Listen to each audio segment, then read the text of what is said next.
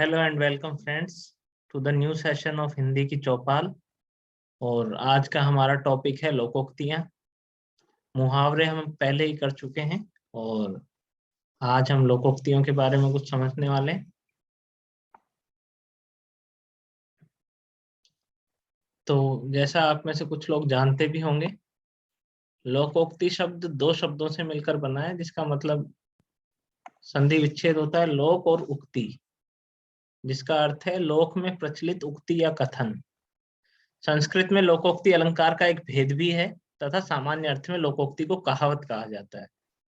हालांकि कुछ विद्वानों की राय है कि कहावत शब्द तो कथावृत्त शब्द से आया है, और कथावृत्त का मतलब होता है कि कहावत जनरली किसी न किसी पीछे वाली कहानी पे आधारित होती है।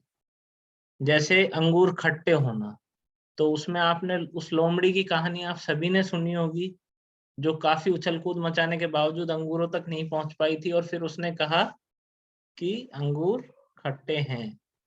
ठीक है, अब हम देख लेते हैं कि मुहावरे और लोकोक्ति में अंतर क्या होता है। तो मुहावरे जब हमने पढ़े थे तो बात की थी कि मुहावरे एक सार्थक वाक्यांश होते हैं और किसी अर्थ में रूढ़ हो जाते हैं। दूसरी ओर लोकोक्तियां क्या है? लोकोक्तियां पूर्ण वाक्य हैं, इनमें कुछ घटाया बढ़ाया नहीं जा सकता और ये भाषा में प्रयोग की दृष्टि से विद्यमान रहती है। जैसे मुहावरा क्या हो गया? अपना उल्लू सीधा करना, मतलब खुद का काम निकालना। और लोकोक्ति 4 दिन की चांदनी है फिर अंधेरी रात है। ठीक है, मुहावरों में क्या होता है कि जब वाक्य में उसको फिट किया जाता है तो वो अविकारी नहीं रहते, लिंग वचन कारक काल उसके हिसाब से वो सेट हो जाते हैं। जैसे एग्जाम्पल है आंखें पथरा जाना, उसका प्रयोग कैसे हुआ है? पति का इंतजार करते करते माला की आंखें पथरा गई। दूसरी ओर लोकोक्तियों के प्रयोग में कोई परिवर्तन नहीं होता। जैसे अज्जल गगरी छलकत जाए, तो इसका प्रयोग कैसे? कि वह अपनी योग्यता की डींगे मारता रहता है कि वह कितना योग्य है, सब जानते हैं। तो यह तो वही बात हो गई कि अज्जल गगरी छलकत जाए। दूसरी बात, जैसा कि हमने मुहावरे के टाइम पे भी की थी, कि मुहावरे अपने अर्थ में रूढ़ हो जाते हैं, उनका शाब्दिक अर्थ नहीं लिया जाता, तो ये तर्क पर आधारित नहीं होते। जैसे ओखली में सिर देने का मतलब ये नहीं हुआ कि किसी ने ओखली में सिर दे दिया, या घाव पर नमक छिड़कने का लिटरल मीनिंग ये नहीं हुआ कि कोई गया टाटा आयोडीन नमक की थैली लेके और किसी के घावों पर छिड़कने लगा। या छाती पर मूंग दलने का मतलब तो अब आप समझ ही गए। तो लोकोक्तियां जनरली क्या होता है कि उनका तर्कपूर्ण अर्थ निकलता है। कुछ इंस्टेंसेस में ऐसा हो सकता है जब उनका तर्कपूर्ण अर्थ ना निकले। जैसे काठ की हांडी बार बार नहीं चढ़ती, तो आप इमेजिन कर सकते हो कि अगर कोई लकड़ी का बर्तन है तो उसको बार बार आग पर आप नहीं रख सकते। प्रैक्टिकल बात है, रखोगे तो जल जाएगा। दूसरी तरफ कुछ लोकोक्तियां बिल्कुल तर्क शून्य भी होती है, जैसे छछूंदर के सिर में चमेली का तेल। ठीक है, वो गाना सुना होगा आपने, छछूंदर के सिर में ना भाए चमेली, कहाँ राजा भोज कहाँ गंगू तेली। तो वो दोनों अलग अलग कहावतें हैं। ठीक है, तो अब हम कुछ लोकोक्तियां और उनके अर्थ और प्रयोग जो मुझे काम काम की लगी वो देख लेते हैं। ठीक है, पहली, अकेला चना भाड़ नहीं फोड़ सकता। इसका मतलब क्या हुआ कि अकेला आदमी बिना दूसरों के सहयोग के कोई बड़ा काम नहीं कर सकता। प्रयोग क्या हो गया? मैं जानता हूं कि अकेला चना भाड़ नहीं फोड़ सकता, फिर भी जो काम अपने करने का है वह जरूर करूंगा। कुमार विश्वास जो काफी फेमस कवि हैं, तो वो अपना एक डायलॉग बार बार दोहराते रहते हैं कि अकेला चना भाड़ नहीं फोड़ सकता, लेकिन अगर तबीयत से उछल जाए तो भड़बूजे की आंख जरूर फोड़ सकता है। मतलब आपको अपनी हैसियत से बढ़कर भी कभी कभी काम करने की कोशिश करनी चाहिए। दुष्यंत कुमार की गजल है ना, कौन कह सकता है आसमां में सुराख नहीं हो सकता, एक पत्थर तो तबीयत से उछालो यारो। ठीक है, फिर आगे अज्जल गगरी छलकत जाए, वो अपन ने देखा ही था पिछले में एग्जाम्पल। फिर है अंधा क्या चाहे दो आंखें। इसका मीनिंग क्या हुआ कि जो आप सोच रहे थे वैसा ही कुछ हो जाए तो आपका काम बन जाता है, मन चाही बात हो जाना। मैं अभी विद्यालय से अवकाश लेने की सोच ही रहा था कि मेघा ने बताया कि कल विद्यालय में अवकाश है। आजकल जैसा सीजन चल रहा है उसमें हो सकता है कि मैं अवकाश लेने की सोच ही रहा था और पता चला कोरोना की वजह से स्कूल बंद ही हो गया। तो वो अच्छी बात तो नहीं होगी, लेकिन जिसको अब छुट्टी देनी है उसके लिए तो हो जाएगा ना, अंधा क्या चाहे दो आंखें। फिर है अंधी पीसे कुत्ते खाएं। इसका मीनिंग क्या हुआ कि मूर्खों की कमाई व्यर्थ में नष्ट हो जाती है। रजनी अपने आप को बुद्धिमान समझती है, किंतु उसका काम अंधी पीछे कुत्ते खाए वाला है। अपनी अपनी डफली, अपना अपना राग, कोई काम नियम कायदे से ना करना। इस ऑफिस में तो जिसके जो मन में आता है वह करता है, इसी को तो कहते हैं अपनी अपनी डफली, अपना अपना राग। आंख का अंधा नाम नयन सुख। किसी का नाम किरोड़ी मल हो और उसके पास फूटी कौड़ी भी नहीं हो तो क्या कहलाएगा? आंख का अंधा नाम नयन सुख। फिर है आधी छोड़ पूरी को धावे, आधी मिले ना पूरी पावे। तो वो किसके लिए होता है कि अगर आप कुछ लालच में या किसी और चीज के चलते आप और बड़ी चीज करने निकले और फिर वो भी आपको नहीं मिली। जैसे इसके लिए एक सिमिलर कहावत है क्या, कि चौबे जी चले थे छब्बे जी बनने और दुब्बे जी रह गए। ठीक है।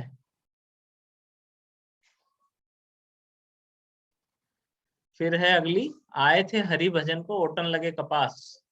मतलब क्या हुआ? आवश्यक कार्य को छोड़कर अनावश्यक कार्य में लग जाना।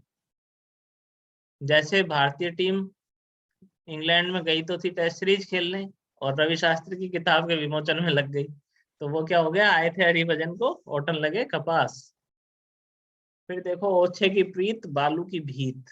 मतलब नीचे आदमी का प्रेम क्षणिक होता है, बालू की भीत टिक सकती है क्या? नहीं टिक सकती। तो वो हो गया, ओछे की प्रीत बालू की भीत जैसी होती है। ओस चाटने से प्यास नहीं बुझती। इसको ये बुझती छोटा वो हो जाएगा। ओस चाटने से प्यास नहीं बुझती का मतलब क्या है? अधिक कंजूसी से काम नहीं चलता। जहां जिस चीज की जितनी रिक्वायरमेंट है उतना तो आपको करना ही पड़ेगा। उल्टा चोर कोतवाल को डांटे, अपराधी निरपराध को किसी बात के लिए डांटे। एक तो पूरे वर्ष पढ़ाई नहीं की और अब परीक्षा में कम अंक आने पर अध्यापक को दोष दे रहे हो, ये तो वही बात हो गई कि उल्टा चोर कोतवाल को डांटे। तो जो भी एग्जाम्पल्स हैं वो तो है ही, लेकिन आप वाक्य प्रयोग कंटिन्यू देखते रहो। वाक्य प्रयोग में लोकोक्ति एज इट इज आती है और ज्यादातर इसी सेंटेंस के साथ आती है, या तो वही बात हो गई, ये तो ऐसी बात है, ये तो वैसी बात है। तो आपको एज इट इज वो वाक्य है अपने आप में, किसी चलते हुए सेंटेंस में फिट नहीं होगा, वो अलग से उपवाक्य या वाक्य बन के ही आएगा। ठीक है। उल्टे बांस बरेली को, जहां जिस व्यक्ति की वस्तु की आवश्यकता ना हो उसे वहां ले जाना। ये अच्छा एग्जाम्पल है। जब राजू अनाज को शहर से गांव ले जाने लगा तो पिताजी ने कहा कि ये तो उल्टे बांस बरेली वाली बात है, यहाँ क्या कोई अनाज की कमी है? ठीक है। ऊंट के मुंह में जीरा, जरूरत के अनुसार चीज ना होना। विद्यालय के ट्रिप में जाने के लिए 2,500 रुपए चाहिए थे और पिताजी ने 1,000 ही दिए, तो ये तो ऊंट के मुंह में जीरे वाली बात हो गई। न्यू ईयर की पार्टी के लिए 10,000 रुपए चाहिए थे और जेब में 500 रुपए हैं, तो ऊंट के मुंह में जीरा हो गया। ऊधो का लेना न माधो का देना, मतलब अपने काम से काम रखना। प्रोफेसर साहब को तो केवल पढ़ने और पढ़ाने से मतलब है, गुटबंदी और राजनीति से उन्हें मतलब नहीं। इसे कहते हैं ऊधो का लेना ना माधो का देना। ऊंट बहे और गधा पूछे कितना पानी। इंटरेस्टिंग है ये। मान लो नदी में बाढ़ आई हुई है और इतनी बाढ़ आई हुई है जिसमें ऊंट ही डूब रहा है और गधा पूछ रहा है अरे पानी ज्यादा तो नहीं है? अरे भाई, जब ऊंट ही डूब गया तो तू कैसे बचेगा? तो कहावत का मीनिंग भी यही है। अपन ने शुरू में पढ़ा था ना कि कहावत हमेशा तर्कपूर्ण होती है। जहां बड़ों का ठिकाना नहीं वहां छोटों का क्या कहना। ठीक है। एक तो करेला, दूजा नीम चढ़ा। करेला कैसा होता है? कड़वा। नीम कैसा होता है? कड़वा। तो अगर करेला नीम पे चढ़ जाएगा तो डबल कड़वाहट हो जाएगी। तो वैसे ये कुटिल स्वभाव वाले मनुष्य बुरी संगत में पड़कर और ज्यादा बिगड़ जाते हैं। ये कई सारे कॉन्टेक्स्ट में यूज होता है, लेकिन इसका बेसिक जो कॉन्टेक्स्ट और मीनिंग है वो यही है। तो कुछ भी रख लो, कालू तो पहले से ही बिगड़ा था और अब आवारा लोगों का साथ पकड़ लिया तो करेला और नीम चढ़ा हो गया। ठीक है। पाकिस्तान तो पहले ही बदमाश था, अब चीन से दोस्ती और हो गई तो करेला और नीम चढ़ा हो गया। एक अनार सौ बीमार, जिस चीज के बहुत चाहने वाले हों। प्रयोग, अभिषेक जहाँ कंप्यूटर सीखता है वहाँ कंप्यूटर एक है और सीखने वाले 20 हैं। सिविल इंजीनियरिंग डिपार्टमेंट में एक ही कन्या है जबकि कई सारे लड़के हैं। तो ये तो वही बात हो गई कि एक अनार सौ बीमार। एक ही साधे सब सदे, सब साधे सब जाए। बहुत अच्छा नीति वाक्य है ये। इसका मतलब क्या है कि अगर आप एक ही चीज को पकड़ लोगे, एक फोकस बना लोगे और उसको अचीव करने के पीछे भागोगे, तो आपकी सब चीजें ऑटोमेटिक ठीक हो जाएगी। मान लो किसी की जिंदगी में पैसे की कमी है, अब वो छोटे छोटे फुटकर काम कर रहा है, उसकी बजाय वो जिस बिजनेस या नौकरी के पीछे पड़ा हुआ है उसमें ठीक से मेहनत करके उसको अगर अचीव कर लेगा तो उसकी सारी प्रॉब्लम्स दूर हो जाएंगी। और छोटे छोटे करेगा तो कुछ नहीं कर पाएगा। तो क्या है, एक है साधे सब सधे, सब साधे सब जाए। और सबको साधने की कोशिश करेगा तो क्या होगा कि कुछ हासिल नहीं होगा। वो कहते हैं ना, थोड़ा थोड़ा थोड़ा सब और अंत में कुछ नहीं। तो वो है, किसी कार्य को संपन्न करने के लिए किसी एक समर्थ व्यक्ति का सहारा लेना अच्छा है, बजाय कि अन्य लोगों के पीछे भागने के। किसी के कोई बीमारी हो गई तो उसको अच्छे से अच्छे डॉक्टर के पास जाना चाहिए कि नीम हकीम और झाड़ फूंक और ओझों के पास जाना चाहिए। तो वैसी चीज होगी। ठीक है। एक ही थैली के चट्टे बट्टे होना मतलब सारे लोग एक ही प्रवृत्ति के होना। अरे भाई, रोहन और मोहन पर विश्वास मत करना, दोनों एक ही थैली के चट्टे बट्टे हैं। समझ लो, एक नागनाथ है और दूसरा सांपनाथ। तो एक कहावत और आ गई है, एक नागनाथ और दूसरा सांपनाथ। उसका मीनिंग क्या हुआ, दोनों एक जैसे ही कुटिल लोग। ठीक है। फिर देखो ये आ गया, कहाँ राजा भोज कहाँ गंगू तेली। तो राजा भोज को तो आप सब जानते ही हैं, कहाँ के राजा थे, उज्जैन के, अवंती। ठीक है। और गंगू तेली एक कुछ भी एक डिनोमिनेशन हो गया एक आम आदमी के लिए। कई लोग कहते हैं कि ये हिंदी में काफी सारी कहावतें जातिवाचक हैं, कहीं पे धोबी आ जाता है, कहीं पे तेली आ जाता है। तो ऐसा नहीं है, यानी लगने में तो ये लग सकता है कि ये जातिवाचक चीजें हैं, लेकिन असलियत में ये क्या है, लोकोक्ति है, जनसाधारण की बात करने की शैली है। ठीक है। तो इसमें ये थोड़ी है कि भाई किसी पे, यानी एक पर्टिकुलर कास्ट पे तो कुछ है नहीं। आपको हर वर्ग, हर जाति, हर धर्म के रिलेटेड आपको कहावतें मिल जाएंगी, और वो ज्यादातर हल्के फुल्के मजाकिया ढंग में होती हैं। ठीक है। तो हालांकि इसका मतलब ये नहीं है कि वो सही हो गया ऐसे कहना, लेकिन इंटेंशन समझने की जरूरत है। ठीक है।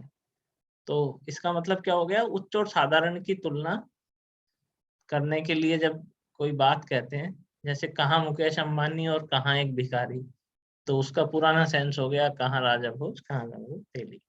कहीं की ईंट कहीं का रोड़ा, भानुमति ने कुनबा जोड़ा। बेमेल वस्तुओं को एक जगह एकत्रित करना। इसके सिमिलर कहावत है इंग्लिश में, पंडोराज बॉक्स। तो जैसे यहाँ के कहानी किस्सों में रानी भानुमति हुई है, वैसे उधर ग्रीक माइथोलॉजी में पंडोरा है। ठीक है। तो कहावतों में एक चीज समझने की ये हो रहा है कि कभी भी लिटरल मीनिंग नहीं होता। जैसे यहाँ पे अपन कहते हैं मूसलाधार बारिश हो रही है, उसका मतलब क्या हो गया कि मूसलों की साइज के पानी की बूंदें या फिर ओले गिर रहे हैं। ठीक है। इंग्लिश में कहते हैं क्या, it's raining like cats and dogs. तो उसका मीनिंग क्या था कि मिडिवियल जो यूरोप था, वहां पे जो फूस वगैरह के घरों की छत बनती थी, तो गर्मी के लिए वहां ठंड बहुत तेज पड़ती है, तो गर्मी पाने के लिए उसमें कुत्ते बिल्ली आके छुप जाते थे। ठीक है। तो जब बारिश होती थी तो वो छतें बहुत ज्यादा स्लिपरी हो जाती थी, और स्लिपरी हो जाती थी तो क्या होता था, वो फिसल फिसल के गिरते थे। तो जितनी तेज बारिश उतनी ज्यादा वो फिसल के गिरते थे।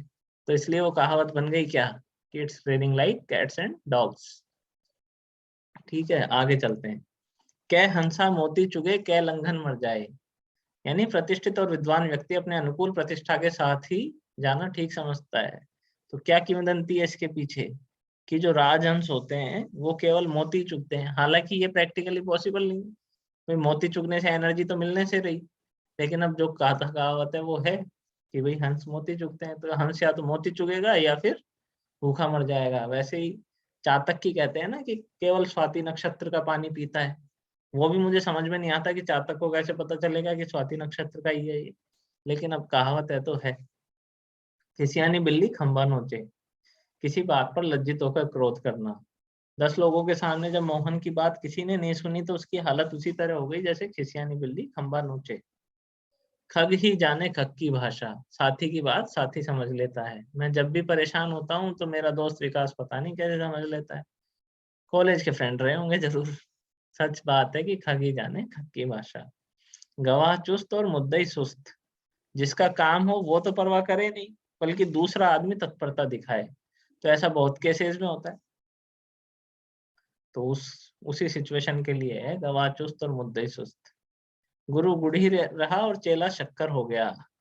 ठीक है, शिष्य का गुरु से अधिक उन्नति करना। आप लोगों को याद होगा तो 2008 के विधानसभा इलेक्शन में सीपी जोशी साहब जो अभी विधानसभा अध्यक्ष हैं, वो 1 वोट से हार गए थे और उनको हराने वाले उन्हीं के राजनीतिक जो चेले, जो गुरु शिष्य थे, वही थे। तो गुरु गुड़ी रहा और चेला शक्कर हो गया। गेहूं के साथ घुन भी पिसता है, अपराधियों के साथ निर्दोष व्यक्ति भी दंड पाते हैं। इसका उल्टा मत कर देना, यहाँ पे गेहूं गलत व्यक्ति का द्योतक है और घुन एक इनोसेंट का। ऐसा नहीं है कि भाई घुन तो गेहूं में लगता है, गेहूं तो अच्छी चीज होती है, तो आप वैसे मत समझ जाना, इसको उल्टा मत कर देना। गंगा गए गंगादास, जमुना गए जमुनादास। सिद्धांतहीन या अवसरवादी मनुष्य जैसी हवा चल रही हो उसके साथ ही जो बह लेता है, उसके लिए कहावत है गंगा गए तो गंगादास और जमुना गए तो जमुनादास। इसके लिए इंग्लिश में क्या कहावत है? When in Rome, do as the Romans do। जहां गए जैसा देश वैसा भेष। चिकने घड़े पर पानी नहीं ठहरता, बेशर्म आदमी पर किसी बात का असर नहीं होता। चील के घोंसले में मांस कहाँ? किसी व्यक्ति से ऐसी वस्तु की आशा करना जो उसके पास ना हो या जिसकी उसको खूब आपसे ज्यादा जरूरत हो। वे चील क्या करती है? सारी दुनिया में शिकार करती घूमती है, मांस की तलाश में ढूंढती है। तो उसके घोंसले में मांस आपको कैसे मिलेगा? वो तो खुद ही खा गई होगी, चट कर गई होगी। तो यह कहावतें हमेशा तर्कपूर्ण होती है। चील के घोंसले में मांस कहाँ? चोरी चोरी से जाए, चोर चोरी से जाए पर हेरा फेरी से ना जाए। मतलब आप ये सोचो कि किसी की प्रकृति में आप पूर्णतः बदलाव कर लोगे तो वो पॉसिबल नहीं है। आपने वो साधु की और बिच्छू की कहानी शायद सुनी होगी कि बिच्छू बार बार काटता रहता है और साधु उसको बार बार छुड़ा के दूर रखता रहता है, मारता नहीं है। तो एक आदमी देख रहा था, वो पूछता है कि आप इसको मार क्यों नहीं रहे, आपको इतना काट रहा है। तो साधु कहता है जब ये अपनी प्रकृति से विचलित नहीं हो रहा, ये अपना काटने का स्वभाव नहीं छोड़ रहा, तो मैं क्षमा करने का स्वभाव कैसे छोड़ दूं? तो वैसे ही कहावत है, चोर चोरी से जाए पर हेरा फेरी से ना जाए। जिन खो ढूंढा तिन पाइया, गहरे पानी पैठ। पूरा करो इसको दोहे को। मैं बपुरा बूढ़न रहा, रहा किनारे बैठ। मतलब क्या हुआ कि परिश्रम का फल अवश्य मिलता है, लेकिन बिना परिश्रम किए आपको कुछ हासिल नहीं होता। ठीक है, किनारे पर बैठने से मोती नहीं मिलेगा। जो गहराइयों में उतरेगा, ढूंढेगा, उसी को मोती मिलेगा। ठीक है। जंगल में मोर नाचा किसने देखा? मतलब जहां पे किसी के गुण की पूछ नहीं है। इसका सिमिलर जो मुहावरा है, हीरे की परख जोहरी जाने, तो वो चीज है कि जहाँ गुणों की पूछ होगी वहीं उनकी परफॉर्मेंस करने से कुछ होगा। ऐसे स्थान में कोई अपना गुण दिखाए जहाँ देखने वाला नहीं हो तो कोई मतलब नहीं है। जहाँ का पीवे पानी वहां की बोले बानी। जिस व्यक्ति का खाए उसी की सी बातें करनी चाहिए। मतलब लॉयल्टी की बात है, या फिर अवसरवादिता पे भी ले सकते हो, लेकिन ये लॉयल्टी के लिए। ठीक है। जंगल में रहकर, जल में रहकर मगरमच्छ से बैर। मतलब जिसके शासन में, जिसके सहारे पे रह रहे हो, उसी से दुश्मनी आप नहीं कर सकते। इसको ये भी कह सकते हो कि जंगल में रहकर शेर से बैर, लेकिन कहावत है जल में रहकर मगरमच्छ से बैर। ठीक है। तुम डाल डाल में पात पात। मतलब आप जब किसी की चालाकियों को समझते हो तो कहते हैं कि वो डाल डाल और वो पात पात। मतलब वो तो डाली डाली से वाकिफ है, लेकिन वो तो पत्ते पत्ते से वाकिफ है। ठीक है। 3 मिनट 13 में मतलब जिसकी कोई पूछ ही ना हो। मोहन की अपने रिश्तेदारों में वै मोहन को अपने रिश्तेदारों में कोई नहीं पूछता। वो ना तो 3 में ना 13 में। मतलब किसी को उससे कोई लेना देना ही नहीं है। तबेले की बला बंदर के सिर। दोष किसी और का और सजा किसी और को। इसके पीछे भी एक बड़ी इंटरेस्टिंग सी स्टोरी है। जैसे था ना, कहावतों के पीछे कोई कहानी होती है। तो तबेले की बला बंदर के सिर कैसे? शॉर्ट में सुना देता हूँ फटाफट से। क्या था कि एक तबेला था जिसमें बहुत सारे घोड़े रहते थे। ठीक है। और एक बछड़ा रोज उस तबेले में आके और घोड़ों का चारा खाया करता था। तो जो रखवाला था वो चूल्हे में घोड़ों की जो सांदी पानी बनाते रहते हैं ना, तो वो बनाता था। तो वो जलती लकड़ी लेके उसके बछड़े के पीछे उसको दौड़ाने के लिए भागता था। तो क्या हुआ कि एक दिन जब उसने उसके पीछे वो जलती लकड़ी फेंकी, तो उससे तबेले में लग गई आग। तबेले में आग लग गई तो बहुत सारे घोड़े घायल हो गए। तो जो वैद्य उनको देखने आया उसने बताया तबेले के मालिक को कि अगर बंदरों की चर्बी इन घोड़ों के घाव पे लगाई जाए तो जल्दी जल्दी ठीक हो जाएंगे। अब उस तबेले के पास में पेड़ पे रहते थे बहुत सारे बंदर। तो हुआ क्या, उन्हीं बंदरों को मारा गया और उनकी चर्बी लगाई गई घोड़ों के। तो गलती यहाँ पे किसकी थी, बछड़े की। और मौत किसकी हुई, बंदरों की। तो ये है कहावत, तबेले की बला बंदर के सिर। ठीक है। आई होप कि आपको मजा आया होगा ये कहानी सुनने में। तो नए नौमन तेल होगा न राधा नाचेगी, असंभव शर्तें रखना। नया 9 दिन पुराना 100 दिन। कई लोगों को कहता सुना होगा ना आपने कि पुराने सोनी के जो टीवी आते थे वो कितने अच्छे थे, आजकल के ये OnePlus MI के तो वैसे ही रद्दी आते हैं। तो वो है नया 9 दिन पुराना 100 दिन। 9 दिन चले 2.5 कोस एट ए स्लॉथ स्पेस, जिसको इंग्लिश में कहते हैं। सबसे धीमा जानवर कौन है दुनिया का, स्लॉथ बियर। तो 9 दिन चले 2.5 कोस, बहुत सुस्ती से काम करना। पढ़े फारसी बेचे तेल, ये देखो किस्मत का खेल।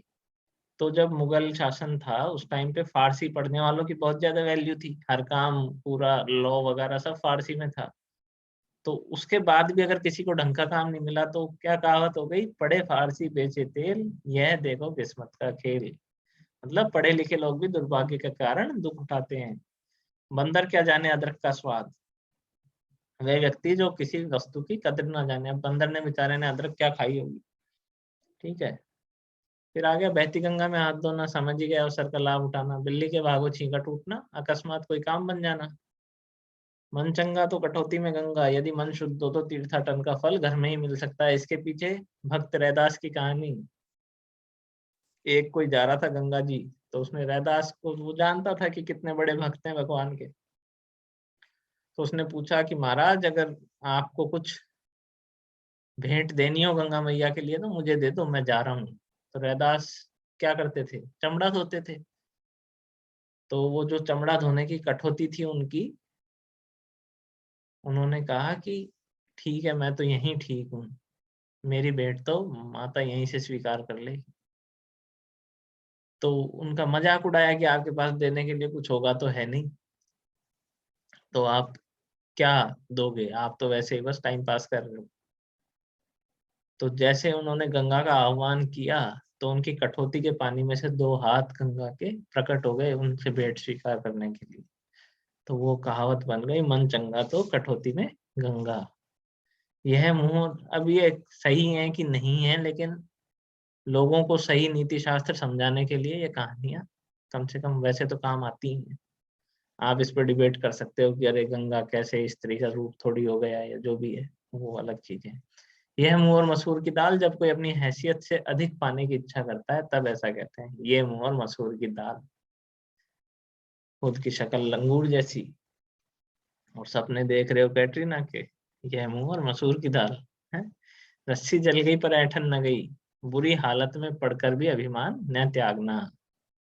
कैसे, पाकिस्तान 3-3 युद्ध हारने के बाद भी भारत को चुनौती देता रहता है, ये तो वही बात हो गई, रस्सी जल गई पर ऐठन न गई। सावन सूखा न बहादो हरा, हर परिस्थिति में एक जैसा ही रहने वाला। कि जब वह गरीब था तभी भी वह संतुष्ट था और अमीर होने के बाद भी उसमें कोई घमंड नहीं आया। सावन सूखा न भादो हरा, ये कहावत वैसे होनी चाहिए थी, सावन हरा न भादो सूखा। इसको आप ठीक कर लो, इसको कर लो यहाँ पे सावन हरा, यहाँ पे आ जाएगा भादो सूखा। क्योंकि भादो में ही पड़ता है ना काल, तो सावन में तो हरियाली हो ही जाती है।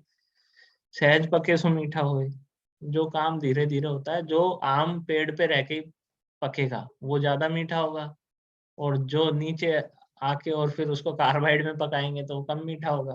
सहज पके सो मीठा होए, हंसा थे सो उड़ गए कागा भय दीवान।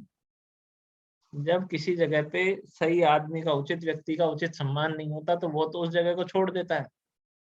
तो फिर बचेंगे कौन, कौवे, फिर उन्हीं को दीवान बनाया जाएगा तो नीच का सम्मान बढ़ जाएगा। तो इसी के साथ आज का अपना लोकोक्ति का टॉपिक खत्म होता है।